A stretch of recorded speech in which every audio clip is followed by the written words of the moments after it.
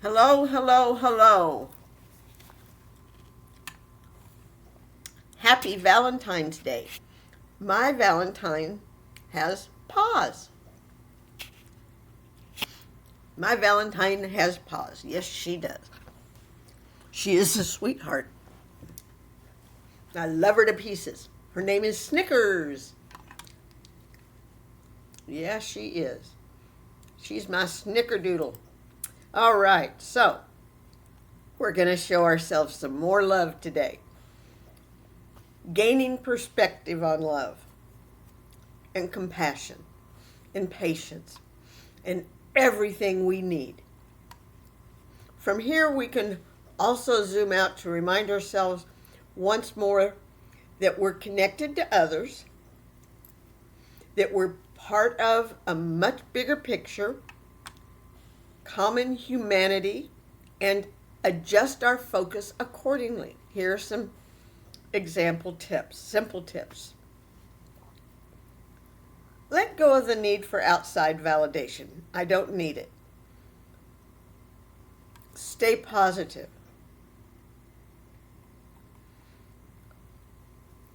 Stay positive in life suggests that lots of our negative thinking come from how others perceive us.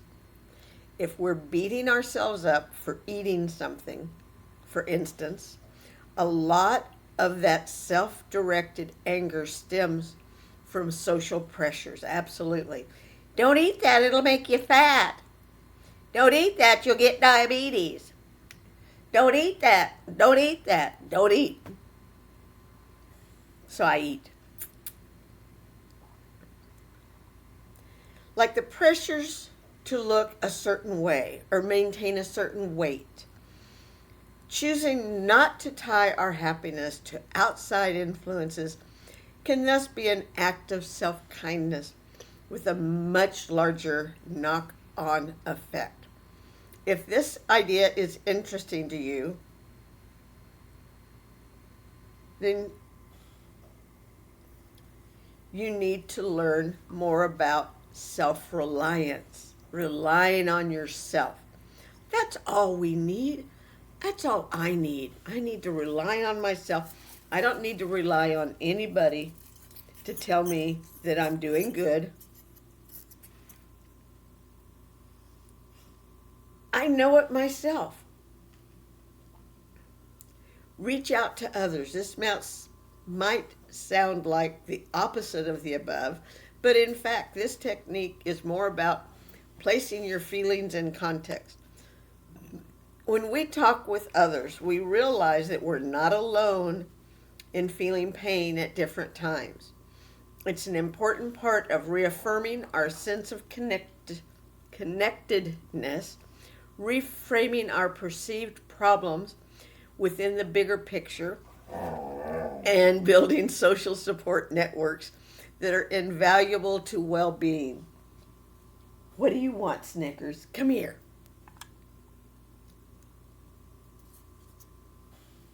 You want a bite? Come here.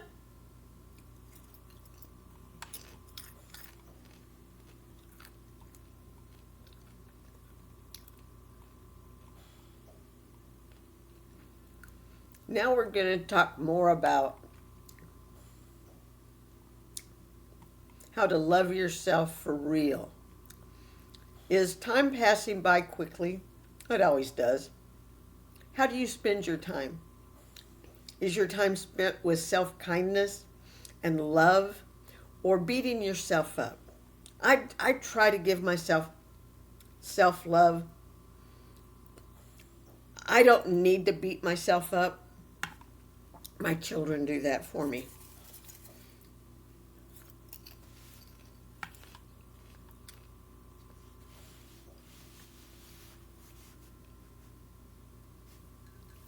How to love yourself advice is everywhere these days.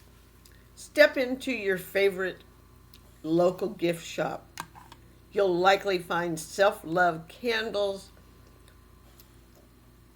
topped with rose quartz, affirmation card decks, pillows embossed with Tony Robbins motivational quotes, scroll through Instagram, Facebook, TikTok,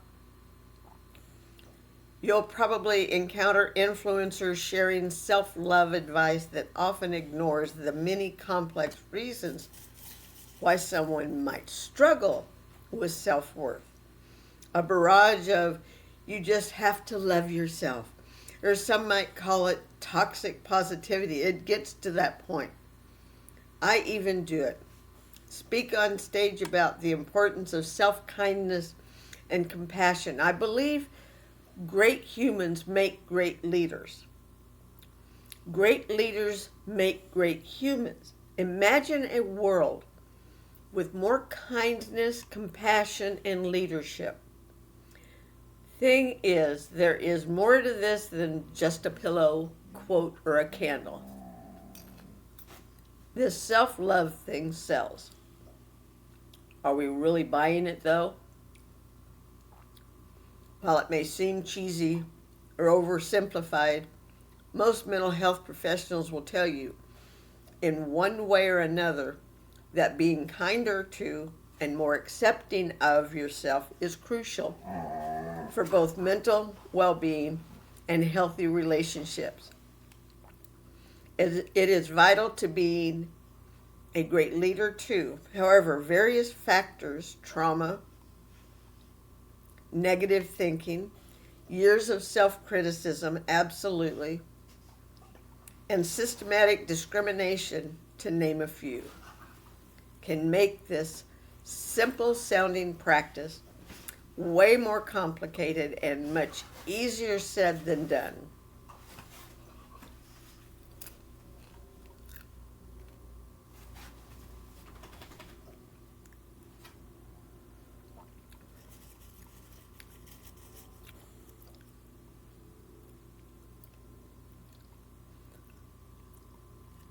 You could use some support in the self-compassion area. Absolutely. Most of us do. I've researched and worked in this space for 16 years, spoken to several people in this area.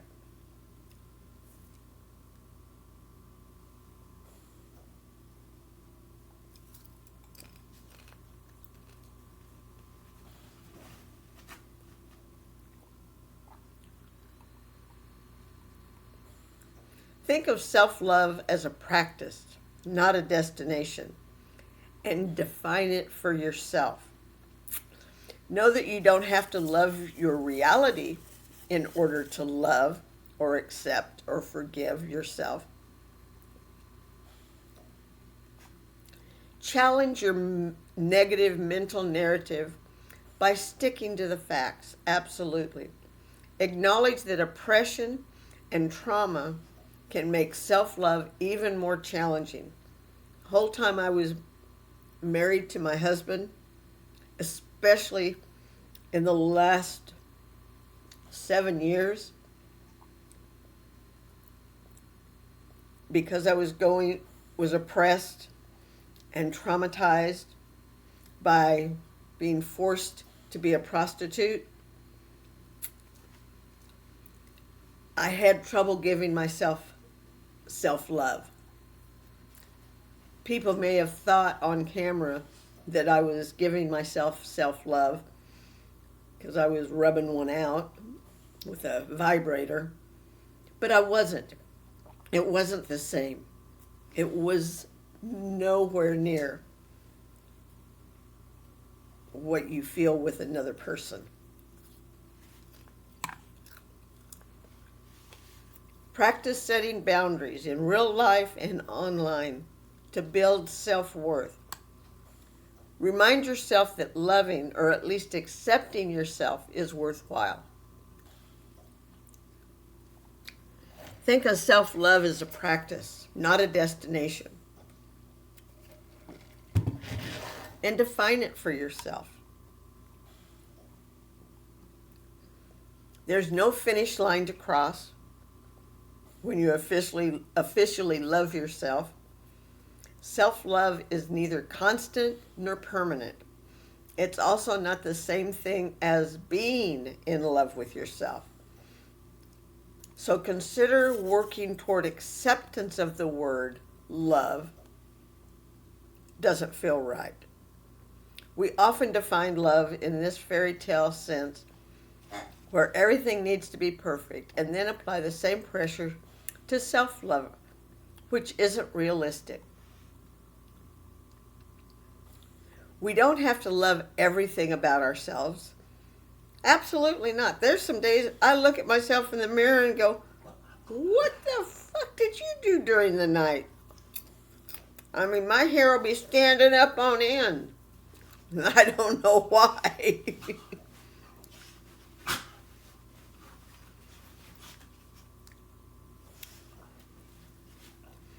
Like I said, certain days it's easier than others to show self love. Just like with other long term relationships.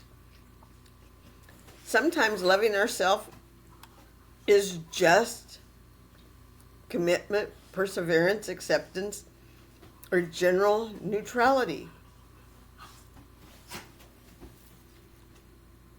Don't expect to cultivate new thought patterns overnight, absolutely. Like any habit, accepting and being kinder to yourself takes practice. It also takes courage, absolutely. Know that you don't have to love your reality in order to love or accept or forgive yourself. Imagine your closest friends and family members who show up with love for you when you're at your worst, least successful, not so perfect self. Now ask yourself if you'd treat yourself the same way. We love our friends and family despite their faults. I love you too. Yes, I do. But it's so hard for many of us to love our faulty selves. When we realize that perfection is not the prerequisite to being loved by other people or loving yourself, we can begin to practice self-acceptance and maybe eventually self-love. Eat it. Good girl. Good girl. If woulds, shoulds, coulds have weighed you down,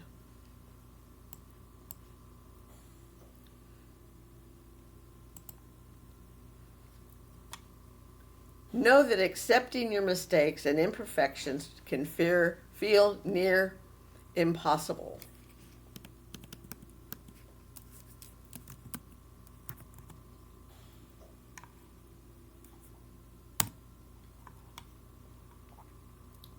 When I work with clients, I see the majority of their suffering coming from longing for things to be different from how they are.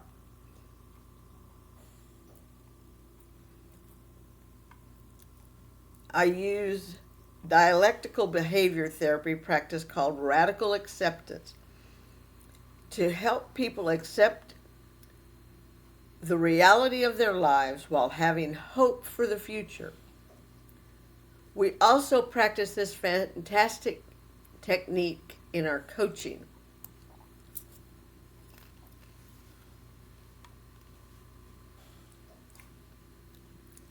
This practice is rooted in the theory that to accept our imperfect selves, we must first acknowledge our reality. What we resist persists, says Dr. Gooden. In other words, if you deny what's happening, you're more likely to get stuck in negative self-talk. It should be this way, or I shouldn't have done it like that. Conversely, if you practice acknowledging your reality in non-judgmental terms, this is my solution, this is what happened, you'll be better able to accept and move past things you can't control. The word accept is critical here. You don't have to like what's happening, but you have to accept it. For example, it's okay to be and natural to feel disappointed that you didn't get called back for a second interview, but as accepting the fact of the situation,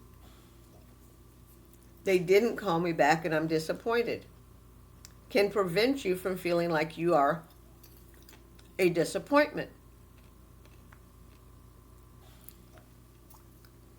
The idea is to avoid getting stuck in a self-blame spiral by validating your thoughts and feelings and practicing self-acceptance instead of repeatedly berating yourself for what you should have done differently. Yes, even if you mispronounced the interviewer's name, absolutely, whatever.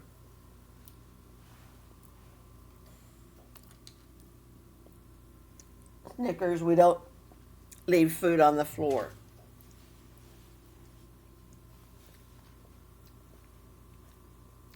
Do you want to? You want your popcorn? Eat it.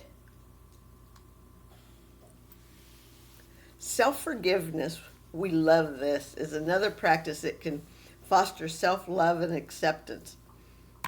Again, forgiving yourself is often much easier in theory than in practice. Still, one way Dr. Gooden recommends, of letting yourself off the hook is to identify the wisdom you gained from a discouraging situation.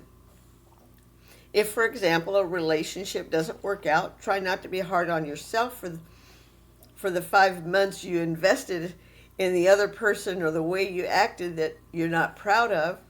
Yeah. Tried to not be hard on myself that I gave up 38 years of my life in this other person.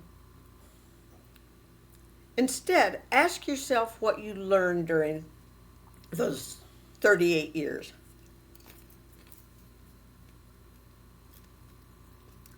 I learned to not fall for narcissists. I learned to be more mindful of the people I talk with. I know I made mistakes in the past and I'm learning from them. Self-love doesn't mean we don't make mistakes. We do. It supports us in taking responsibility when we do something we're not happy about, so we can more easily move forward.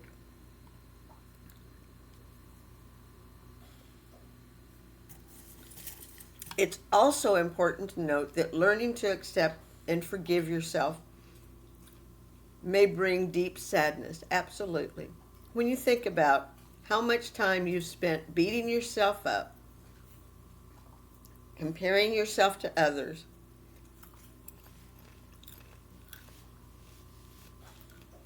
convinced that you were bad or broken, there can be quite a bit of grief. Absolutely.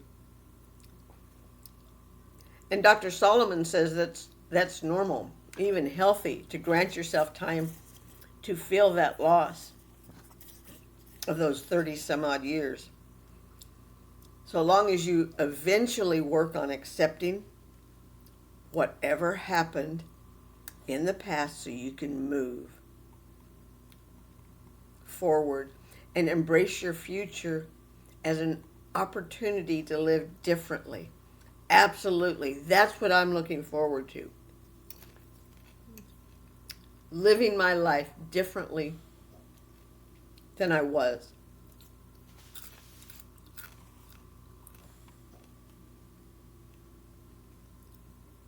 Challenge your negative mental narrative by sticking to the facts.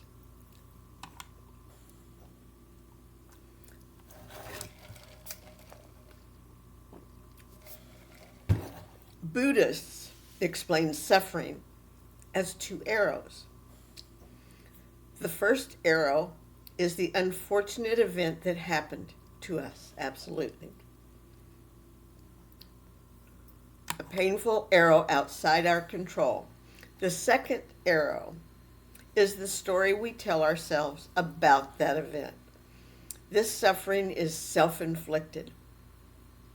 It has to stop. Dr. Solomon says self-love means not shooting ourselves with the second arrow. For example, the first arrow could be that a loved one dies from the flu. The second arrow could be you telling yourself that they wouldn't have died if you'd convinced them to go to the doctor sooner. Or it might be you telling yourself that you should have spent the holidays with them even if they were unwell. In other words, a situation can be emotionally painful, but the story we tell ourselves about it is often the primary source of our suffering. The good news is we can work on not adding to our pain with this negative narrative. If regrets or other negative thoughts start creeping in about a painful event, Dr. Goodman suggests we look at the facts. Is there any evidence against these thoughts?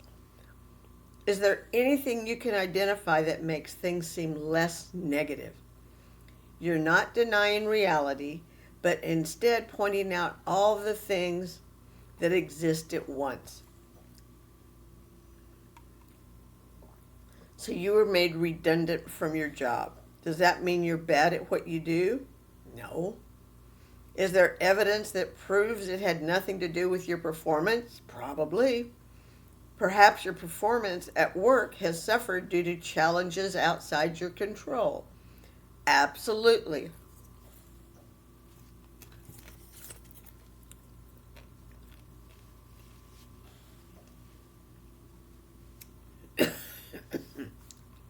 Maybe you were having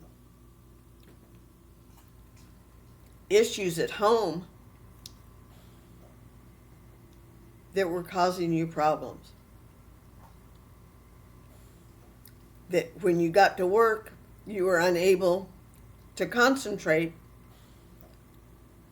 because of what you were dealing with at home. It doesn't mean you're terrible. It just means you had a lot of crap on your mind when you were working, and you paid more attention to that than what you were working on.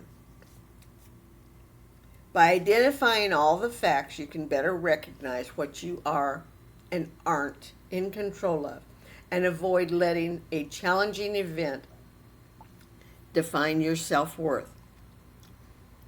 Dr. Gooden says another way to challenge our inner narrative,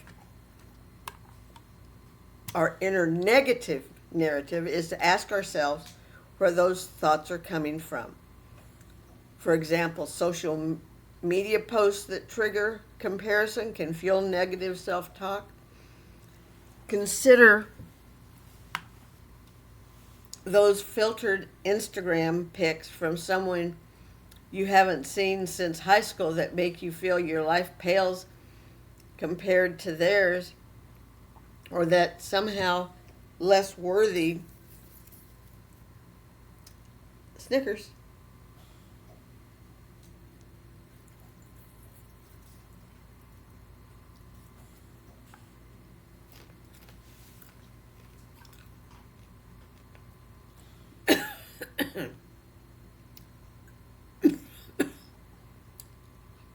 Dr. Gooden suggests asking yourself, where is that story coming from? Is it actually true? Those questions help you realize that negative thoughts about yourself often aren't facts, but results of cultural or childhood conditioning. Sometimes we internalize the voices of a hypercritical parent, for example.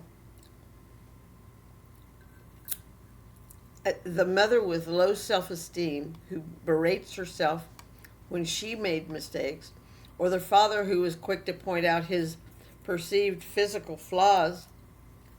Breaking intergenerational patterns is hard, but it can also be an empowering step in cultivating self-love.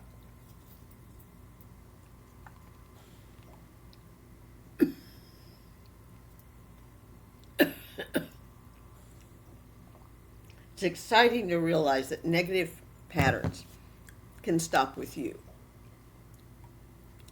Self-love isn't about blaming our parents or guardians.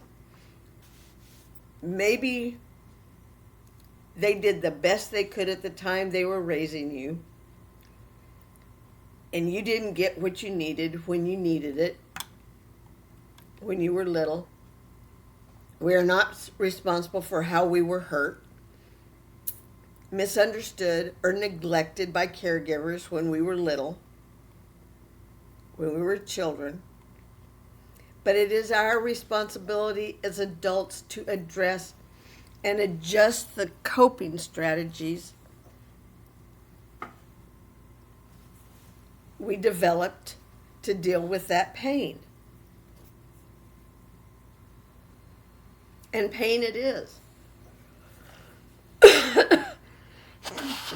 Because a lot of times, as children, we don't realize, we really don't realize that we're giving misinformation by our parents. We feel like we're given the right information, we just don't know how to use it.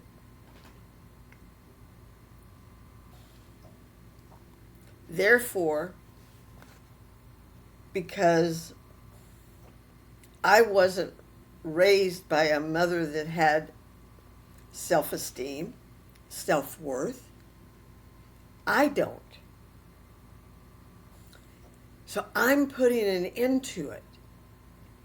Or actually, my daughter put an end to it because she does have self-worth. And I'm getting there. I'm getting to where I have self-worth, self-love. And it's coming together with the help of these podcasts that I share with you, and seeing a therapist, counselor. It is all coming together and working together. I'm getting better.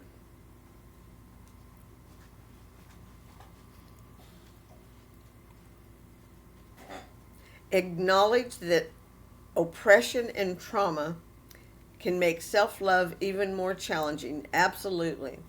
If you belong to a marginalized, historically oppressed group, you may internalize societal messages telling you you're not valuable.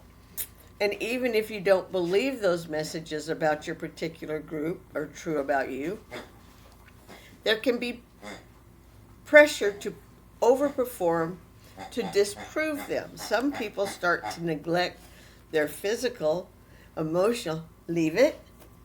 Drop it. If you want mommy to play, you got to drop it. Drop.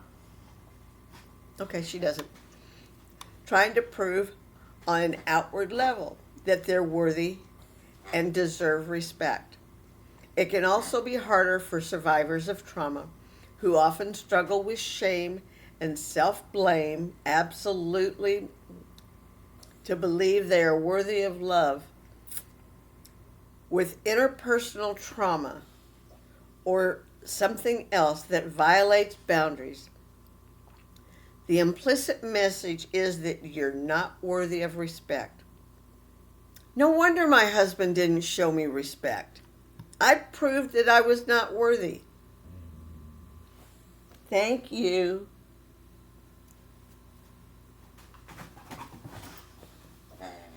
There must be something wrong with me that this person did this to me. And there must have been something wrong with me that my husband was able to do this to me. And we'll talk about more of that tomorrow. We're going to work through oppression and trauma. We got to get through it. We gotta,